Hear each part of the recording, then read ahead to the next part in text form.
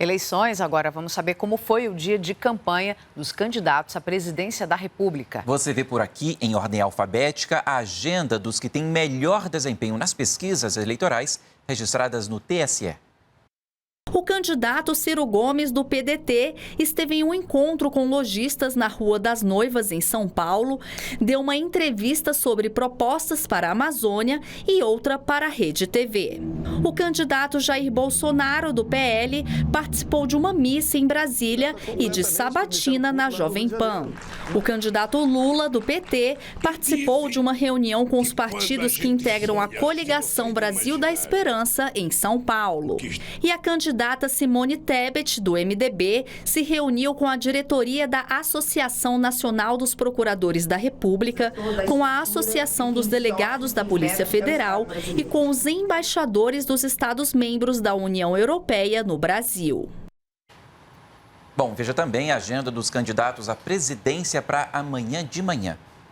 O candidato Ciro Gomes tem agenda nesta quarta-feira em Minas Gerais. Às 10 da manhã, ele se encontra com o arcebispo de Mariana, Dom Ayrton José dos Santos. E à tarde, acompanha as comemorações do 7 de setembro em Ouro Preto. Já o candidato Jair Bolsonaro tem agenda em Brasília e no Rio de Janeiro. Às 9 horas, ele participa das comemorações do bicentenário da independência na capital federal. E às 3 da tarde, acompanha a solenidade no Rio.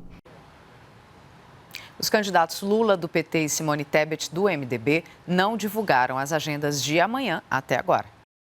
E o Tribunal Regional Eleitoral do Rio de Janeiro negou o pedido de registro de candidatura de Daniel Silveira ao Senado. A decisão foi tomada por 6-1. O TRE entendeu que Silveira está inelegível mesmo depois de ter recebido um indulto presidencial. Para o tribunal, o indulto extingue as penas, mas não os efeitos secundários da condenação. Daniel Silveira foi condenado pelo Supremo Tribunal Federal em abril deste ano por ataques à democracia. Ainda cabe recurso da decisão.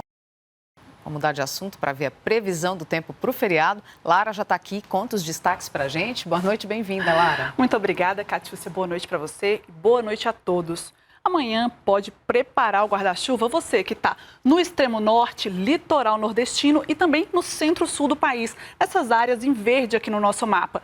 E olha só, atenção que onde o verde é mais forte, a chuva deve ser intensa e com potencial para gerar transtornos.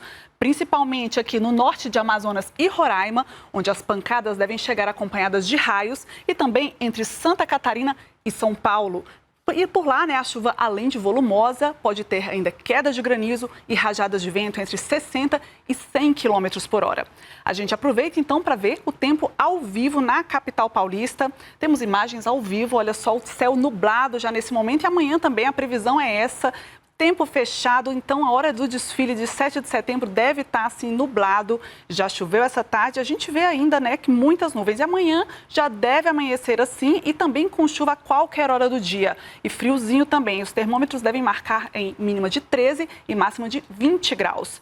E já quem vai ver o desfile na região central, como aqui em Brasília, aí não vai precisar de guarda-chuva, mas sim de muito protetor solar, além de ter que caprichar na hidratação. Estados como Mato Grosso, Goiás e Tocantins estão na área mais crítica, com as temperaturas passando dos 30 graus e a umidade relativa do ar abaixo de 20%.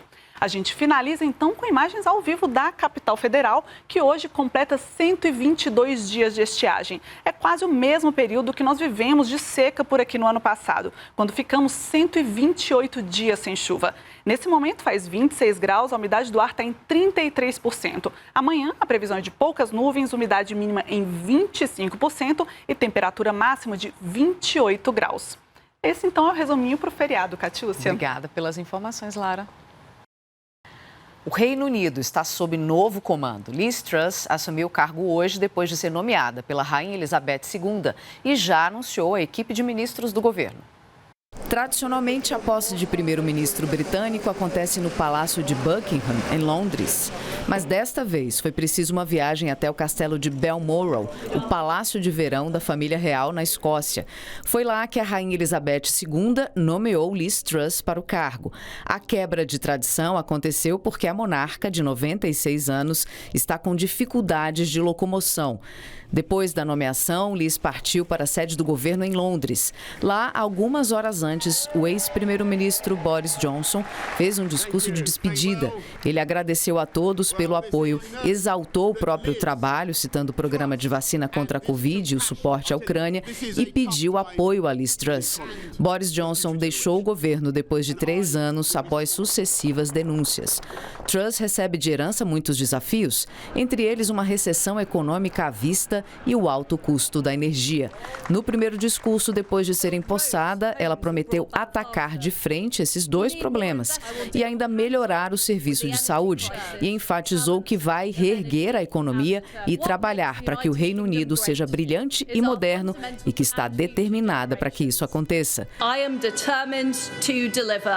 Liz Truss tem 47 anos, é do Partido Conservador e a terceira mulher a ocupar o cargo de primeira-ministra do Reino Unido. E para entender melhor essa troca de comando no Reino Unido, eu converso com o nosso comentarista Ricardo Caldas. Boa noite, professor. Esse é um processo cheio de simbolismo, né, no Reino Unido, mas um deles já foi quebrado. A recepção ali da Liz Truss pela rainha não foi onde costuma ser feito, assim, no palácio ali de verão da rainha. Há essa preocupação com a saúde, né, da rainha. Isso é inédito? Tem muitos anos que não acontece. Isso é inédito ou não? Boa noite. Boa noite, Paulo. Boa noite a todos que estão nos assistindo. Isso já não acontecia há mais de 7 décadas, né? Então, não é usual que aconteça essa cerimônia no Palácio Balmoral, que é o palácio de férias. É como se fosse uma casa de campo gigante da rainha e sua família. Em geral, isso acontece em Londres, no Buckingham Palace, mas devido às condições de saúde da rainha, como você já mencionou muito bem, ela optou por fazer a cerimônia, então, nesse Palácio Balmoral, que foi adquirido já em torno de 1850, Paulo, pelo príncipe Albert, marido da rainha Vitória. E é interessante esse primeiro simbolismo que foi adquirido por ele para deixar claro que o palácio pertence à família real, privadamente, e não à coroa britânica. Ou seja, não é um palácio estatal, é um palácio privado, e ele foi pessoalmente lá e comprar, ele contratou o arquiteto e, além disso, ele mesmo opinou na arquitetura do palácio. É um sistema, né, professor, completamente diferente aqui no nosso, e é um governo, o senhor estava me explicando mais cedo, em nome da rainha. É isso? Explica pra gente. Exatamente. Só um detalhe antes de falar sobre isso, Paulo, se me permite. Um detalhe técnico que é importante, que às vezes confunde a gente no Brasil. A nova primeira-ministra no Reino Unido, ontem, ela foi eleita a líder do Partido Conservador. No caso do Reino Unido, ao contrário da Alemanha, o líder do partido é automaticamente o primeiro-ministro. Então, uma vez que ela foi eleita ontem, e em substituição ao Boris Johnson, que estava de saída, né? Mas que ainda continuava primeiro-ministro, então, o que acontece de fato? Ela foi eleita primeiro-ministro, mas não era eleita líder do partido, mas não era primeiro-ministro. O primeiro-ministro era o Boris Johnson, então ele foi a rainha primeiro, tem uma diferença de alguns minutos, ele vai primeiro, ele entrega a renúncia dele para a rainha, avisa que não é mais o primeiro-ministro e que a rainha, então, está à disposição para tentar convidar alguém para formar o novo governo. E aí, então, entra o novo líder do partido e aí, tecnicamente, a rainha convida o novo líder, no caso, a nova líder, né, mulher, para que ela, então, esteja encarregada de formar esse novo governo. E aí, tecnicamente, ela se torna a primeira-ministra. É claro que é confirmado no parlamento, mas ela já tem essa missão da rainha. No caso do Reino Unido, as coisas são mais fáceis, porque a estrutura basicamente funciona em torno de 2 partidos.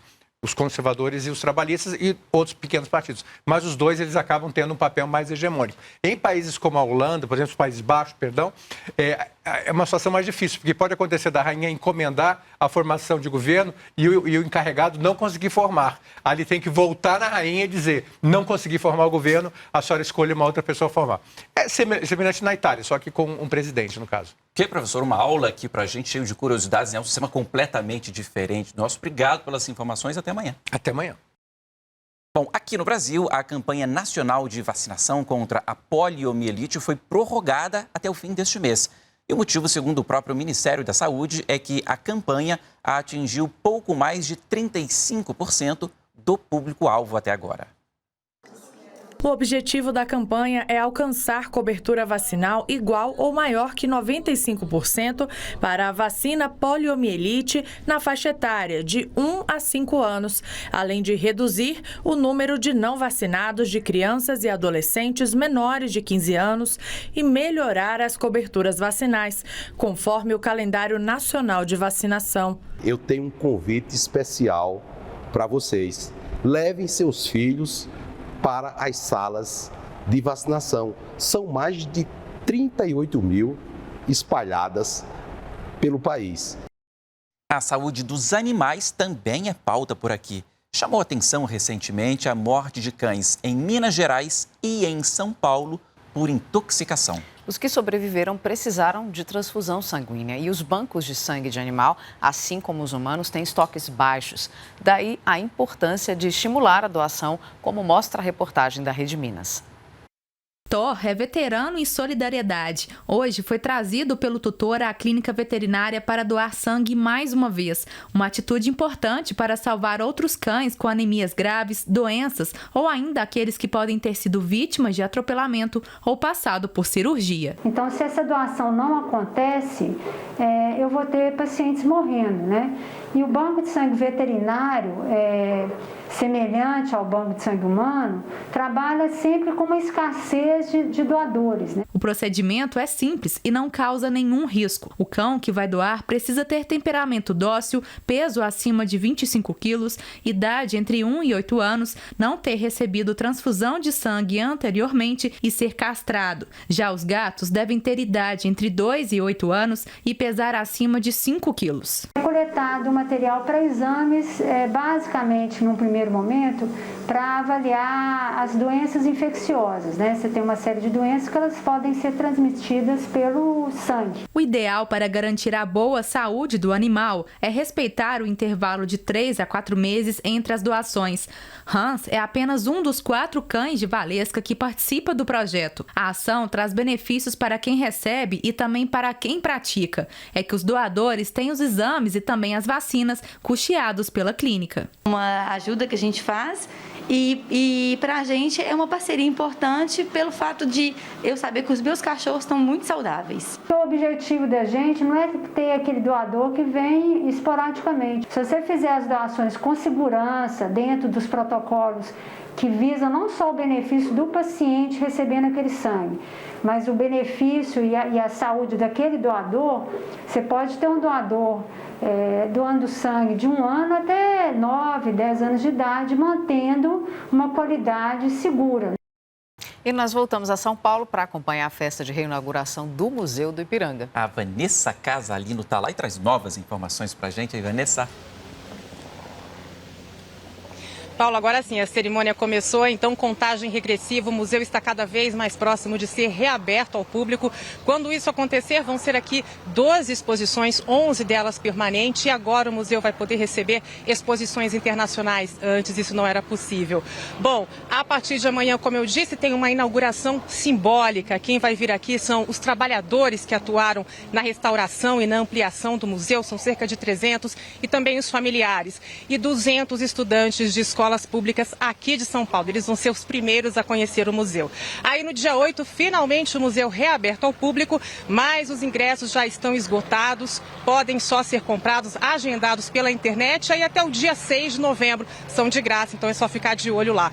Apesar disso, amanhã, dia 7, vai ter atração aqui do lado de fora, então não vai dar para entrar, mas vai dar para assistir um balé de drones aqui no céu, que vai colorir o céu do museu, e vai ter shows também até o dia 11 de setembro. É isso, Paulo e Catiúcia, expectativa pela reabertura do museu aí depois de quase uma década fechado. Ok, Vanessa, e o museu tá bonito mesmo, né? Então, e a gente vai trazer mais detalhes na cobertura de amanhã, que você vai acompanhar aqui na TV Brasil a partir de 7h30, hein?